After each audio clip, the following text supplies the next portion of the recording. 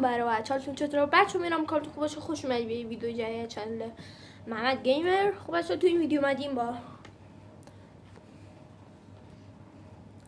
فکر میکنم خودتون بفهمین که چی در قرارمون هستش.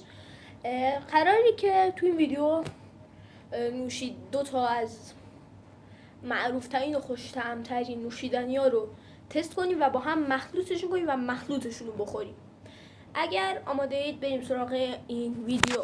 Let's go. بریم. خب اول بریم در اینو باز کنیم. من در باز کن نشین داخل خونه و من مجبورم که با قاشق در اینو باز کنم. چجوری بود؟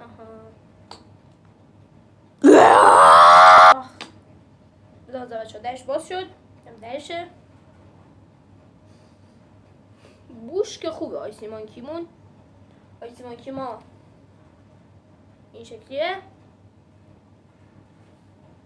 لیوان تستمون که اول قراره یکم از این آیسی مانکیمون تست کنیم این چه طعمیه.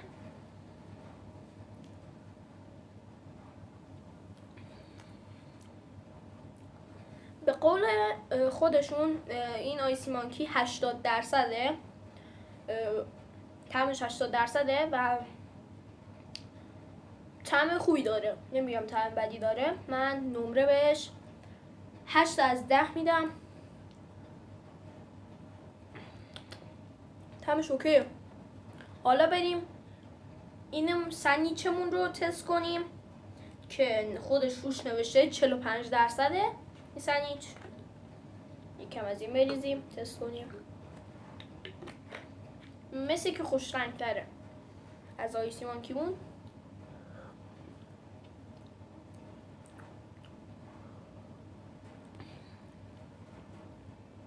بچه واقعا چون بخواین سنین شما بیشتر مزه آب میده تا مزه اون چیز. حالا که اینو تست کردم، آیسی مانکیمون تست کردم، فهمیدم بیشتر مزه آب میده. بنابراین من به سنیشمون چند بدم؟ 4 از 10 میدم. امیدوارم که راضی باشین. خودشون میخوام مخلوط هر دو سم رو با هم دیگه بخوریم ببینیم مخلوطشون چجوری میشه. این از آیسی مانکیمون و سنیچمون.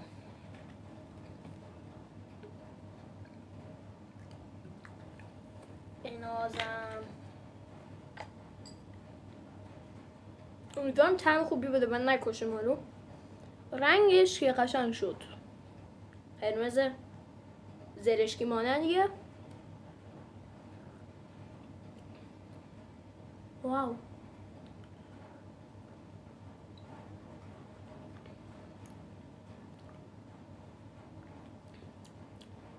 بچه طعمش خیلی غلیظ شد. با اینکه انتظار داشتم بیشتر از این آب بده، ولی طعمش خیلی بیش از حد غلیظ شد و این به سمت ترشی میبره. و من که خودم نه بدم میاد از ترشی نه خوشم میاد، همون 8 از 10 و انگار همون آیسی مانکی ما بهش میدیم. طعم اوکی داشت، خوشم اومد، 8 از 10 بهش میدیم. این دوتا ترکیب خوشمزمون، آیسی مانکی و سنیچ و دیگر هیچ. خب بچه‌ها این بود از این ویدیو. امیدوارم که خوشتون اومده باشه. اگر دوست دارید همچین ویدیوهایی براتون بگیرم، ویدیو لایک کنید، کامنت بذارید و ساب کنید. بریم واسه 20 تایی شدن. خیلی عشقید. فعلا بای.